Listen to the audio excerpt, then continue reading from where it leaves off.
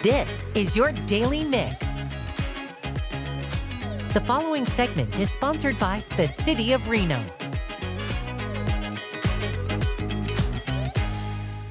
Hello and welcome to a special episode of the Reno Minute on the Daily Mix. I'm Connie Wray, and today we are shining a spotlight on National Public Safety Telecommunicators Week, held annually to honor public safety dispatchers for their commitment and service to their communities. Joining me is Cody Shadle, the director of Reno Dispatch. Welcome, Cody. Thank you so much for joining us. Let's start by discussing the critical role that dispatch plays in our community. Can you share some insights with our viewers? Absolutely. So dispatchers are commonly and affectionately referred to as the first responders. Essentially, the dispatcher is the first person, the first voice you're going to hear when you're calling for any kind of emergency, whether it be a medical emergency, a traffic accident, something more critical or criminal in nature, or even a brush fire that's out in the community. So the dispatcher's job is to basically escort the public through that process, to get vital information, to dig down deep and find compassion and empathies to make the situation okay, even though the situation may not be okay, and somehow make sense of all that chaos. And then the dispatcher is also responsible for getting first responders going. And not only do they get them started to the emergency, but get them there quickly, efficiently, and find a way to keep them safe as well. As we know, the information they provide is valuable and it's important to the responders' safety, but generally it's just trying to keep the whole public at large safe and get quick response. Well, thank you so much for highlighting the importance of our dispatchers. With that being said, can you give us a little perspective on some of the challenges that dispatchers face on a daily basis? Absolutely. One of the biggest challenges a dispatcher faces is when they answer that phone, especially on 911, they have no idea what they're going to get. They could get anything from a cat in a tree.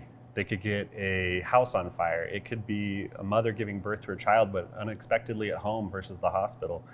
And the dispatcher has to be prepared to deal with that challenge regardless of what's on the other side of the line. And it can be difficult because they go crisis to crisis to crisis, and they never really get to see the outcomes. They never get to really experience that on-scene moment of really knowing what's happening. They only get to hear it.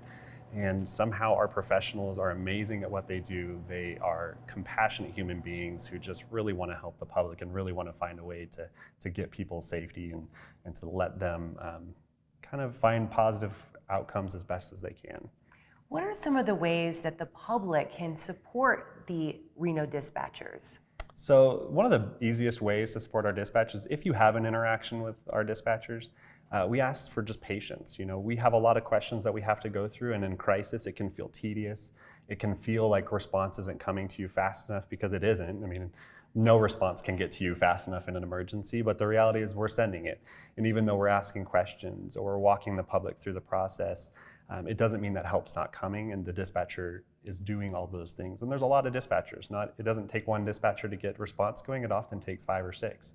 And as the public, you don't get to see that. So we ask for patience. We ask for the ability for you to answer the questions when they're given, and just an overall sense of grace when you work with us, because we're trying to get you help, and that's what we want to do. I'm sure there's a lot of our viewers who are watching this thinking, this sounds like an amazing job.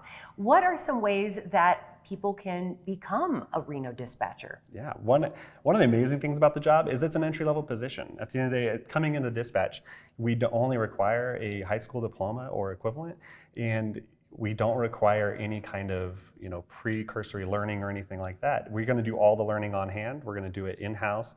We put you through a program that equivalents an associate's degree. It's 1,300 plus hours of training, and we work you through it across an entire year. And for more information, you can actually go to Reno.gov/jobs, and the application is online.